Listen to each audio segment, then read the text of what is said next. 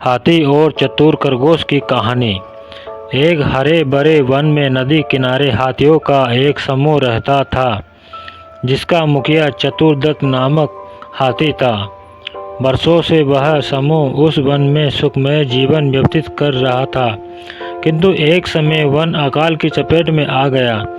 नदी का जल सूख गया, वन की हरियाली चली गई और हाथी भूख प्यास से मरने लगे।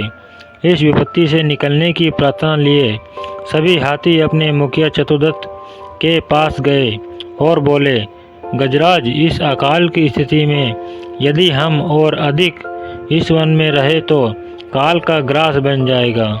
यहाँ भूखे प्यासे रहना दुष्कर है। कृपा कर किसी अन्य स्थान की खोज करें जहाँ जल स्रोत और हरियाली हो। चतुरदत्त विचार मगन हो गया। कुछ देर विचार करने के बाद वह बोला, यहाँ से कुछ दूरी पर एक तालाब है जो पूरे वर्ष जल से परिपूर्ण रहता है। हमें वहीं चलना चाहिए। काल प्रातःकाल ही हम सब उस तालाब की ओर प्रस्थान करेंगे। अगले ही दिन सभी हाथी उस तालाब की ओर चल पड़े। 5 दिन और 5 रात की यात्रा पूर्ण कर वे वहां पहुँचे। जल से पूर्ण तालाब को देख वे बहुत प्रसन्न हुए और दिन भर वहां क्रीड़ा करते रहे। संध्या होने पर वे बाहर निकले और वन में चले गए। तालाब के किनारे खरगोशों की बस्ती थी, जिसमें उनके असंख्य बिल थे, किंतु हाथी उससे अनभिज्ञ थे। अतः वे खरगोश के बिलों को रौंदते हुए निकल गए। खरगोशों के बिल तहस नहस हो गए। कई खरगोश घायल हुए और कई मारे गए। हाथियों के जाने के बाद सभी खरगोश एकत्रित हुए और स्वयं पर आए इस संकट के विषय में चर्चा करने लगे। इस खरगोश बोला, हाथियों का एक समूह प्रतिदिन जल के लिए तालाब में आया करेगा। ऐसे में हमारा यहाँ रहना प्राणघातक होगा। वे हमारे बिलों के साथ हमें भी रौंद देंगे। इसमें से कोई भी नहीं बचेगा। हमारा वंश समाप्त हो जाएगा। जीवन है तो स्वर्ग है। जीवन रक्षा के लिए जो संभव हो हमें करना चाहिए। परिस्थिति कहती है कि हमें जीवन रक्षा के लिए तत्काल इस स्थान को छोड़कर अन्य प्रस्थान करना चाहिए। एक अन्य खरगोश बोला। खरगोश अपनी भूमि छोड़कर अन्यत्र जाने के विचार से दुखी थे। उनका दुख देख लंबकर्ण नामक खरगोश आगे आया और बोला, हम वर्षों से इस भूमि पर निवास कर रहे हैं। हम अपनी भूमि क्यों छोड़ें? इस भूमि पर हमारा अधिकार है। हमें हाथियों से बात कर उन्हें यहाँ आने से रोकना चाहिए, किंतु उनसे कोई बात करेगा? कौन उन्हें समझाएगा? सभी खरगोशों ने एक स्वर में पूछा। मैं उनसे बात करूँगा और यहाँ आने से मना करूँगा। लंबकर्ण बोला, किंतु क्या वे तुम्हारी बात मानेंगे? अवश्य मानेंगे। मेरे पास एक युक्ति है।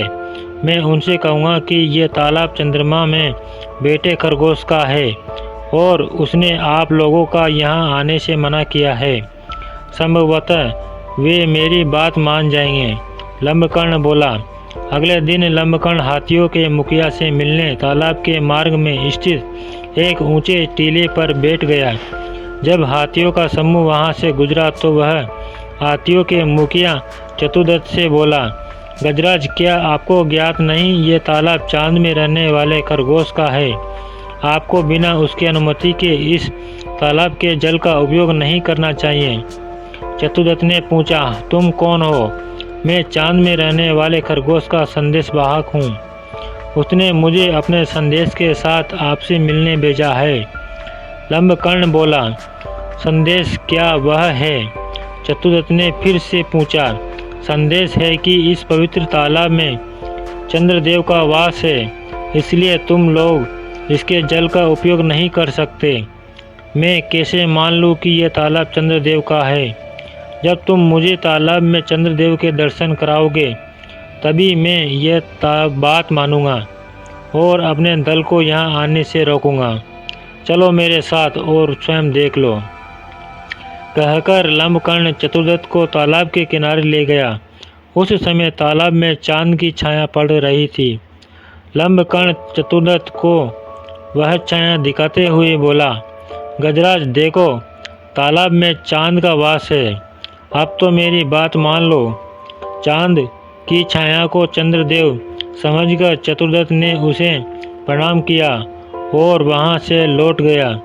उसके बाद उस तालाब में हाथियों का समूह कभी नहीं आया। दोस्तों, इस कहानी से हमें यह सीख मिलती है कि बुद्धिमानी से किसी भी समस्या का समाधान किया जा सकता है।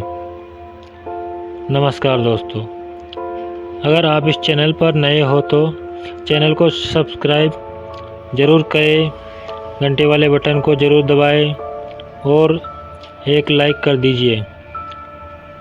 धन्यवाद।